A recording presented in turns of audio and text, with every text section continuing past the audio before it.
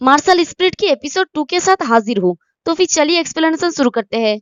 Episode के शुरुआत में हमें 5 साल बाद का सीन दिखाया जाता है। एक घनी अंधेरी रात में हमारा हीरो अपने मास्टर की कब्र के सामने एक सवाल को लेकर बैठा होता है।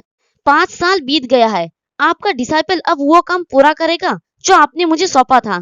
तो हमारा हीरो का नाम है चेन फेंग और अब वो 16 ईयर का हो गया है और आखिरी बार अपने मास्टर की ग्रेव के सामने झुक के ग्रीट करते हुए कहता है कि अब मैं आपकी ग्रेव को खोदूंगा। और वो उस शॉवेल से उस कब्र को खोद देता है। लेकिन सामने की नजारा देख के वो काफी ज्यादा शॉक्ड हो जाता है और चिल्ला के कहता है कि क्या मेरा मास्टर का बॉडी कहाँ पर गया।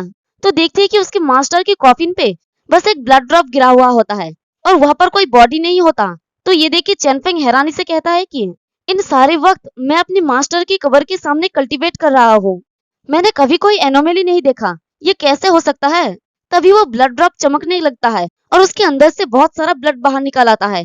तो ये देख के चेन फेंग काफी ज्यादा डर जाता है और उस ब्लड के अंदर से एक ब्लैक ड्रैगन बाहर निकलता है और चेन फेंग के सामने आके कहता है कि जिस पर्सन ने मुझे अवेकन किया वो तुम्हारे जैसा एक छोटा बच्चा है। और इसी के साथ वो अपनी सारी पावर को चेन फेंग के अंदर ट्रांसफर करने लगता है और चेन फेंग को कहता है कि लॉन्ग माई कॉन्टिनेंट में मार्शल आर्टिस्ट किंग है, स्पिरिट की बॉडी के जरिए एनर्जी बन के फ्लो होता है और मार्शल डाउ की पीक तक पहुंचने के लिए अनपैरेलल्ड होना है। तब हेवन और अर्थ को डिस्ट्रॉय करना हाथ फड़फड़ाना जितना आसान है। और ये एक फीमेल ब्लैक ड्रैगन होती है। तो वो कहती है कि तुम लोली पेजेंट, तुम्हारी डैन रीजन मेरी एनर्जी को झेलने में काबिल नहीं है। हालांकि जैसे ही मेरी होस्ट का यानी चेन फेंग का डैन रीजन फट जाएगा, मैं ब्लड पैक्ट की दया पर डिपेंड नहीं रहूंगी, मैं फाइनली अपनी फ्रीडम को हासिल करने में एबल हो जाऊंगी। फिर हमें नेक्स्ट दिन का सीन दिखाया जाता है। लेडी ड्रैगन की एनर्जी चेन फेंग के अंदर जा रहा होता है लेकिन तब भी उसका डैन रीजन फील नहीं होता।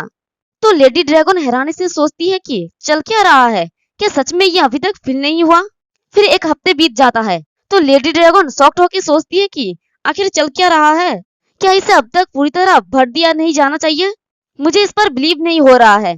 फिर एक महीना बीत जाता है और लेडी ड्रैगन सोचती है कि इस बदमाश बच्चे का डैन रीजन एक बॉटमलेस पीट से डिफरेंट नहीं है, मैं जल्द ही पूरी तरह से ड्राई होने वाली हूँ।